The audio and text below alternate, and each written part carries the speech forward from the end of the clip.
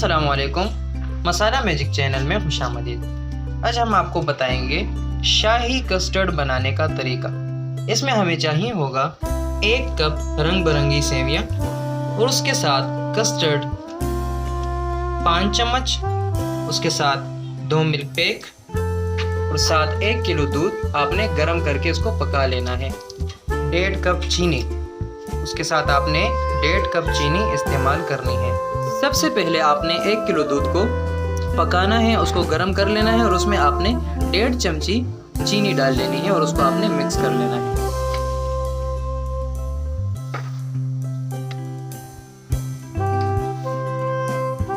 और उसको साथ मिक्स करते रहना है कि चीनी उसमें हल हो जाए। तो जब दूध गर्म हो जाए तो फिर उसमें हमने रंग बिरंगी सेवियां डाल लेनी है।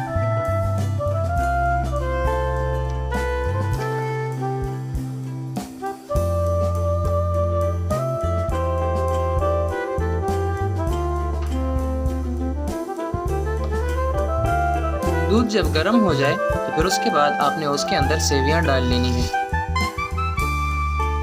और उसको भी आपने मिक्स करते रहना है कि सेवियां भी नरम होकर मुकम्मल तौर पर पक जाए।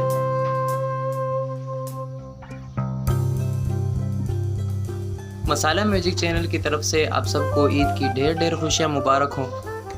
काइंडली हमारे चैनल को सब्सक्राइब करें और आगे सपोर्ट करें, शेयर करें और बेल के आइकन को दबाएं। आपने इसको साथ साथ मिक्स करते रहना है कि सेवियां अच्छे तरीके से मुकम्मल तौर पर पक जाएं।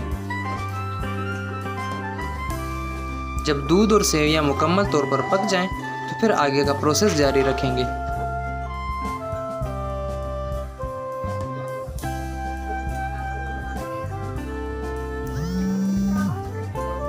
एक तरफ पे आपने दूध के साथ सेवियों को हल करते रहना है, मिलाते रहना है। दूसरी साइड पे आपने मिल्क पैक को एक बाउल के अंदर डाल के उसमें आपने 5 चम्मच कस्टर्ड डाल लेने हैं और उसको भी अच्छे से आपने मिक्स करना है। आप मिकदार देख सकते हैं वीडियो में कि चम्मच में कस्टर्ड की मिकदार क्या है। इस मिकदार के मुताबिक आपने उसके अंदर उसको मिक्स करना है।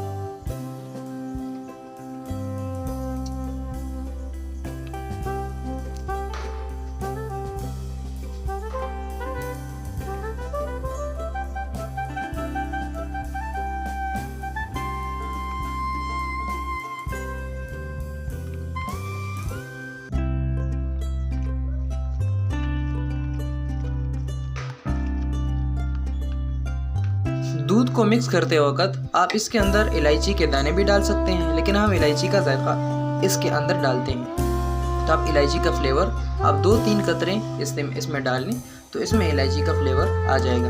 आप इलायची के दाने भी इसमें इस्तेमाल कर सकते हैं और उसको आपने अच्छे से मिक्स करना है। फिर उसके बाद आपने उसके अंदर कस्टर्ड जो आपने मिल्क पैक के अंदर आपने मिक्स किया था वो आपने इसके अंदर डाल लेना है।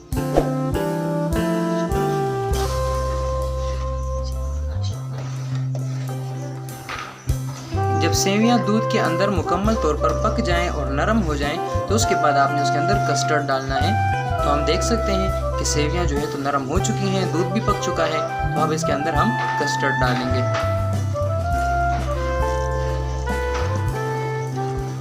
और आपने मुसलसल तौर पर इसे मिक्स करते रहना है कि कस्टर्ड का जायका मुकम्मल तौर पर फैल जाए।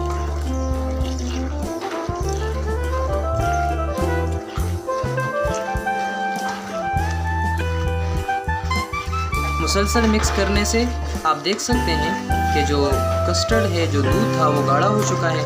आपने इसको मुसलसल मिक्स करते रहना है। जितना आप मुसलसल मिक्स करेंगे उतना गाढ़ा आएगा और उतनी गाढ़ी फिरनी बनेगी। तो फिर आप जो है तो इसे फ्रीज़र में रखेंगे तो और भी अच्छा रिज़ल्ट आएगा।